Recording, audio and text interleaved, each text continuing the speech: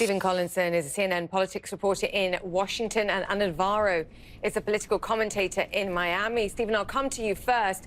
The president himself has come under significant fire in the last few days for not being more stringent in the light of social media's role on Friday in the New Zealand terror attack. Today, he's complaining about its treatment of him. Talk us through this. Right, Julia, it was quite something to see the President of the United States standing side by side and making common cause against what he says is fake news with the leader of Brazil, who has been criticized for autocratic and anti-democratic tendencies in the Rose Garden of the White House. Then the president took a question from a conservative journalist, a teed-up question, really, to ask him about a lawsuit that's been filed against these social media giants by a political ally, Devin Nunes, a California congressman, alleging that there's discrimination against conservative figures in the media. And he went on really to make an attack, I think is the only way you can talk about this, on free expression, one of the core US values. This, of course, is a president who says he's being discriminated against, but has 59 million Twitter followers.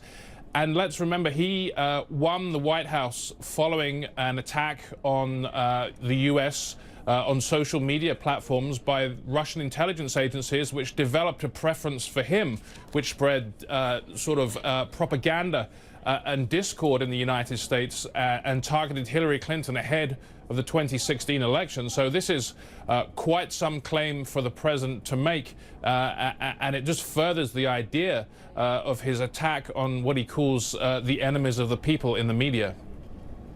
I mean, when it works for him, it works. When it doesn't work for him, perhaps he has a problem here, and he's voiced that. He's not held back throughout his presidency, though, with his views on fake news, on perhaps the suppression of conservative voices within the media. Anna, weigh in here. What do you think?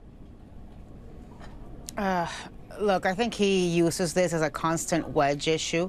I think he tries to spin the narrative and spin the news to his benefit. Whatever is not positive news about him, he likes to qualify as fake news. He's not one that is much for accuracy or truth himself. We see it over and over again.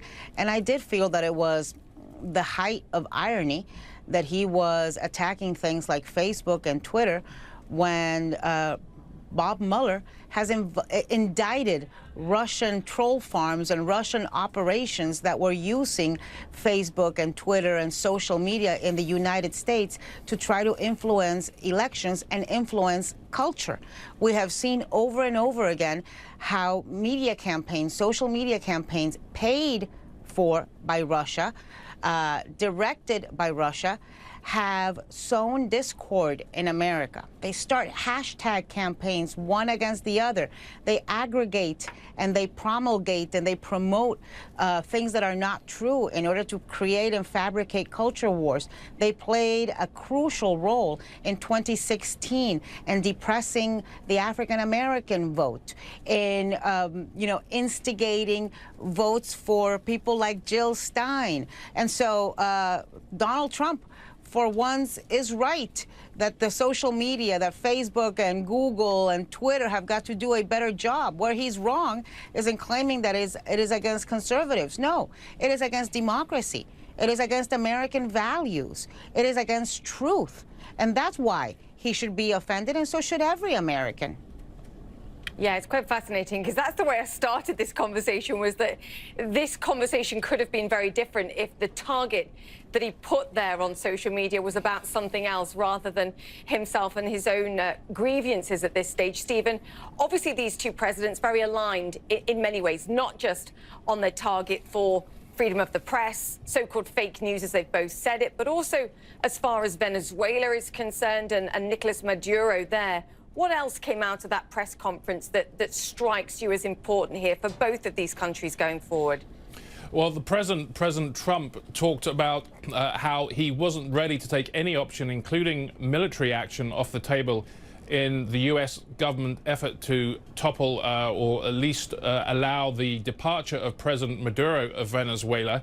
He didn't go further into specifics, but he did weigh in against socialism in Venezuela, and then he quickly pivoted to the domestic political context, accusing Democrats in the 2020 presidential race that's just gearing up of embracing socialism. That is something we're going to hear very much going forward towards the 2020 election. And this was, I think, just the latest example of how the president finds common cause with autocratic strongmen type leaders like Bolsonaro, whom he inspired. But we can also go back to talk about Kim Jong-un during the summits with North Korea, President Putin, President Xi of China.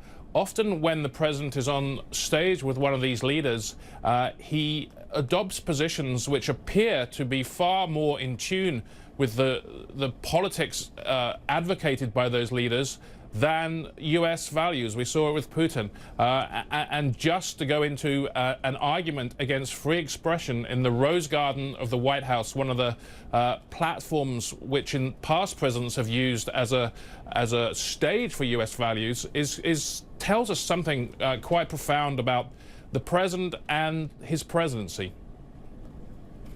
Yes, it does. And he said the twilight hour for socialism, both in the Western Hemisphere, but also perhaps in the United States. Stephen Collinson and Anna Navarro, guys, thank you so much for joining us on the show this evening.